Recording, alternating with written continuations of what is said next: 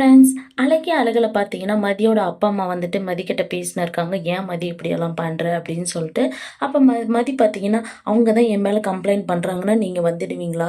என்னோட பிரச்சனைய நான் பார்த்துக்கிறேன். நீங்க கிளம்புங்க." அப்படின்றாங்க. "இல்லம்மா, நீ எந்த தப்பும் பண்ணலன்னு எனக்கு தெரியும். இருந்தாலும் அவங்க சொல்றாங்களே அப்படின்றதுக்காக தான் நாங்க வந்தோம்." அப்படின்றாங்க. "சரி, நான் பார்த்துக்கிறேன். நீங்க கிளம்புங்க." அப்படின்னு சொல்லிட்டு பார்த்தீங்கன்னா, மதியோட அப்பா, அம்மாவும் கிளம்புறாங்க. அப்ப ராகவன் பார்த்தீங்கன்னா, "பிரச்சனைய தீர்த்து வைப்பீங்கன்னு பார்த்தீங்கன்னா, உங்க பாட்டுக்கு கிளம்புறீங்க." அப்படின்றாங்க.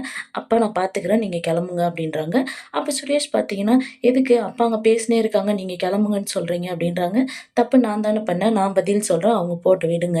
அப்படின்னு சொல்லிட்டு பார்த்தீங்கன்னா, மதியோட அப்பா, அம்மாவும் கிளம்பிடுறாங்க. அப்ப சுரேஷ் பார்த்தீங்கன்னா, "பெரியவங்கள மதிக்காதம்போது நீ இந்த வீட்ல இருக்காத. கிளம்பு உன்ன." அப்படின்னு சொல்லிட்டு பார்த்தீங்கன்னா, மதிய கிளம்ப சொல்றாரு சுரேஷ்.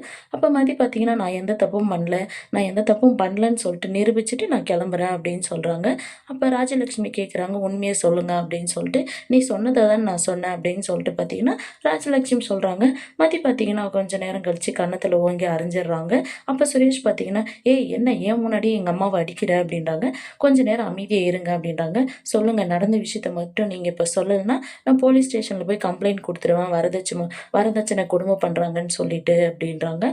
ராஜலட்சுமி பார்த்தீங்கன்னா, கொஞ்ச நேரம் யோசிச்சுட்டு, "ஓ! இவ கம்ப்ளைண்ட் குடுக்குறேன்றாளே! அப்புறம் நம்ம ஜெயிலுக்கு வேண்டியதா?" அப்படின்னு சொல்லிட்டு பார்த்தீங்கன்னா, சுரேஷ், "இல்லடா, அவ எதுவும் பேசல. எல்லாம் நான் தான்டா பேசினேன்." அப்படின்னு சொல்லிட்டு சுரேஷ் கிட்ட உண்மைய சொல்லிர்றாங்க. அப்ப சுரேஷ் பார்த்தீங்கன்னா கோவமா, "என்னம்மா பண்றீங்க நீங்க? நீங்க பண்ற தப்பால அங்க எவ்ளோ பெரிய கேஸ் தெரியுமா? அத விட்டுட்டு நான் உங்களுக்கு பிரச்சனைன்னு சொல்லி வந்தேன். எதுக்கும்மா நீங்க இப்படியெல்லாம் பண்றீங்க?" அப்படின்னு சொல்லிட்டு பார்த்தீங்கன்னா, சுரேஷ் கோவமா கிளம்பிர்றாங்க. இந்த சீரியல் எப்படி இருந்தா நல்லாருக்கும்னு சொல்லி கமெண்ட் பண்ணுங்க. இந்த வீடியோ பிடிச்சிருந்தா லைக் பண்ணுங்க, ஷேர் பண்ணுங்க, சப்ஸ்கிரைப் பண்ணுங்க. Thank you.